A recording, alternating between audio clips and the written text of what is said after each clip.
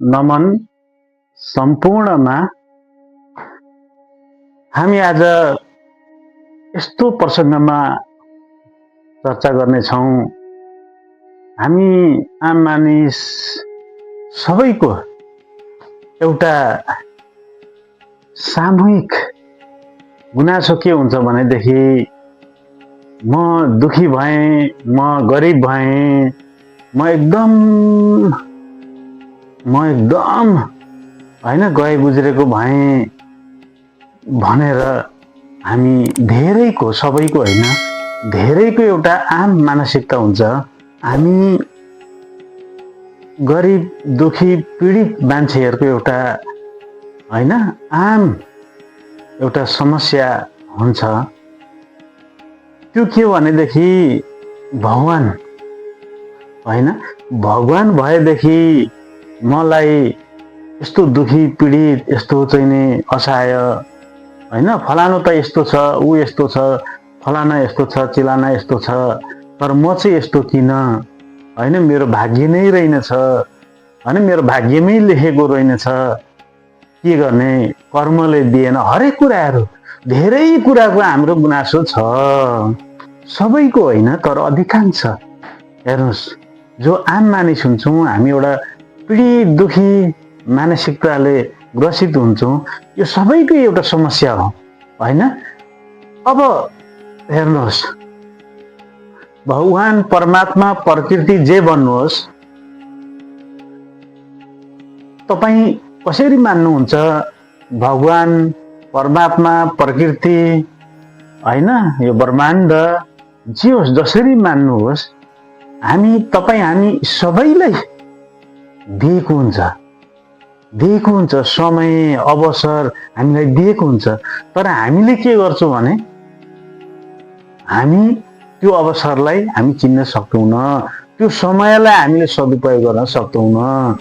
त्यस कारणले गर्दाखेरि हामी दुखीको दुखी, गरिबको गरिब, एकदम चाहिँ पीडितको पीडित होइन, गुनासो मात्रै गर्छौँ होइन, भाग्यलाई दोष दिन्छौँ, भगवानलाई दोष दिन्छौँ, परमात्मालाई दोष दिन्छौँ, तर हामी होइन गुनासो मात्र गर्छौँ, तर आफू केही गर्दैनौँ। हामी गुनासो मात्र गर्छौँ होइन, सबैभरि गुनासो गर्छौँ, एकदम दुःख पुग्छौँ, तर हामी केही गर्दैनौँ, मेहनत गर्दैनौँ, अवसरलाई चिन्दैनौँ, समयलाई हामी बुझ्दैनौँ। अब्राहम लिङ्कन होइन, त्यस्तो परिवारमा, एकदम गरिब दरिद्र परिवारमा थिए, उनी अमेरिकाको राष्ट्रपति भए। स्टिभ जब्स हेर्नु, कसैको घरमा पालिएको मान्छे, उनी अरबौँपति भए, एप्पल जस्तो कम्पनी बनाएर। संसारका हेर्नुहोस्, अब्दुल कलाम हेर्नु, गरिबका छोरा हेर्नुहोस्, इन्जिनियर हुँदै चाहिँ राष्ट्रपति भए। संसारमा अहिले एलन मस्क पनि सामान्य परिवारका मान्छे, सानैदेखि दुःख कष्ट गरेर अहिले संसारका धनी छन्। त्यस कारणले गर्दाखेरि भाग्यले होइन, भाग्यले दिन्छ, भगवानले दिन्छन्, परमात्माले दिन्छन्, तर तपाईँ हामीले के गरेको, अवसरलाई चिन्न नसकेको, त्यो समयलाई हामीले सदुपयोग गर्न नसकेको। अब म एउटा कथा, पौराणिक एउटा सानो कथा जोड्न चाहन्छु। एक जोडी दाम्पत्य के रहेछ भने उनीहरू दाउरे रहेछन्।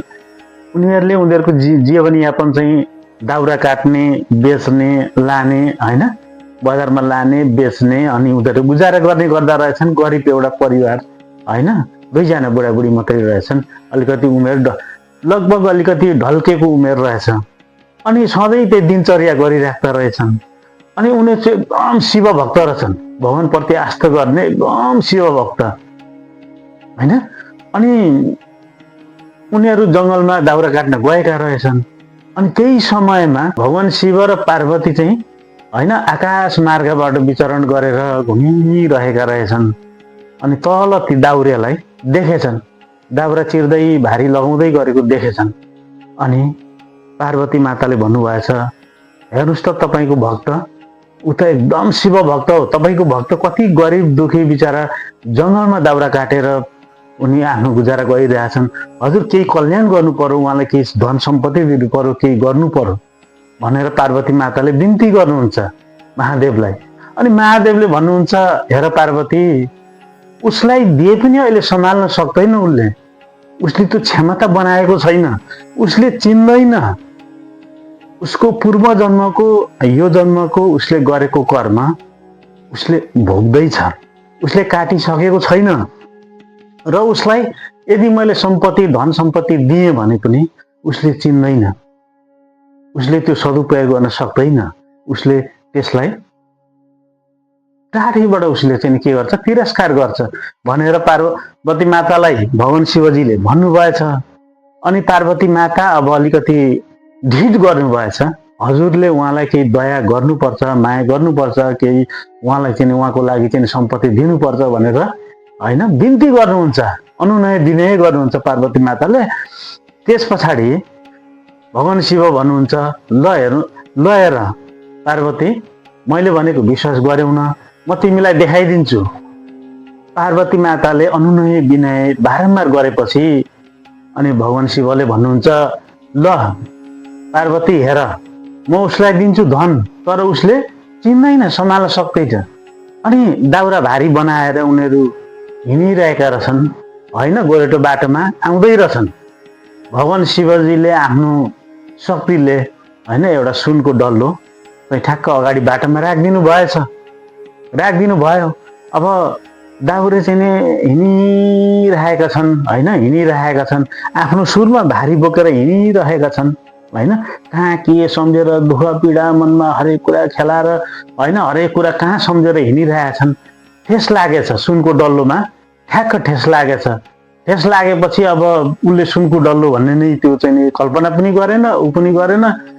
हैत्तेरिका कुन चाहिँ बजियाले चाहिँ अपराधीले चाहिँ के ल्याएर ढुङ्गा राखेर चाहिँ मरेछ बाटोमा भनेर लातले दिएर हेर्दैन, अरे लात लिएर आफ्नो बाटो लागेछन्। अनि बाटो लागेपछि भगवान शिवजीले पार्वती मातालाई हेरेर भन्नुभएछ, देख्यौ उसले चिन्दैन, अहिले उसले चिन्ने बेलै भएको छैन, त्यसलाई सम्हाल्ने बेलै भएको छैन, उसको त्यो क्षमतै बनाएको छैन। त्यस कारणले गर्दाखेरि यो कथाले दिन खोजेको सन्देश के हो भनेदेखि, यदि हामीहरूले क्षमता बनायौँ भने, क्यापेसिटी बनायौँ भने, हामीले त्यसलाई समयलाई चिन्यौँ भने, अवसरलाई हामीले चिन्यौँ मूल्याङ्कन गऱ्यौँ भनेदेखि हामी पनि होइन धनी सम्पत्ति एउटा सम्पन्न चाहिँ हुन सकिन्छ होइन। त्यो अवसर आइरहेको हुन्छ अगाडि। जसरी दाउरेले लातले सुनको भकुण्डोलाई दिए, तपाईँ हामी पनि होइन धेरैले त्यसरी होइन त्यो भकुण्डोलाई लातले दिइरहेका हुन्छौँ। त्यो अवसरलाई चिनेकै हुनुहुन्न। हाम्रो जीवनमा हरेकको जीवनमा सुनको डल्लो आउँछ, समय आउँछ, मौका आउँछ, अवसर आउँछ, तर हामी के गर्छौँ सुनको डल्लोलाई जस्तो लातल दिएर, किनकि चिनेकै हुँदैन हामीहरूले होइन। त्यसलाई कसरी सदुपयोग गर्ने, कसरी चाहिँ त्यसलाई चाहिँ उ गर्ने, कसरी उत्पादनमा लगाउने, कसरी चाहिँ बढाउने, कसरी बचाउने भन्ने कुरा हामीहरूले के गर्छौँ, त्यो हामीहरूले त्यो क्षमता हामीहरूले वृद्धि नै गरेको हुँदैन। हाम्रो मानसिकता त्यो हामीले वृद्धि नै गरेका हुँदैन। त्यस कारणले गर्दाखेरि हामी सबैलाई होइन, कसैलाई जन्मिँदै दिएका हुन्छन् होइन, कसैलाई चाहिँ नि यो जीवनभरिमा दिएका हुन्छन्, कुनै न कुनै समयमा परमात्मा भगवान चाहे प्रकृति होइन हरेकले दिएको हुन्छ। तर हामीले के गर्न सकिँदैन, त्यसलाई हामीले चिन्न सकिँदैन एक त। अनि चिनेर पनि हामीले त्यसलाई के गर्न सकिँदैन, समय अनुसार सदुपयोग गर्न सकिँदैन, त्यसलाई सम्हाल्न सक्ने हाम्रो क्यापेसिटी बनाइँदैन। दुईटा कुरा छ, दुईटा कुरा हामीहरूले गर्न सकिँदैन।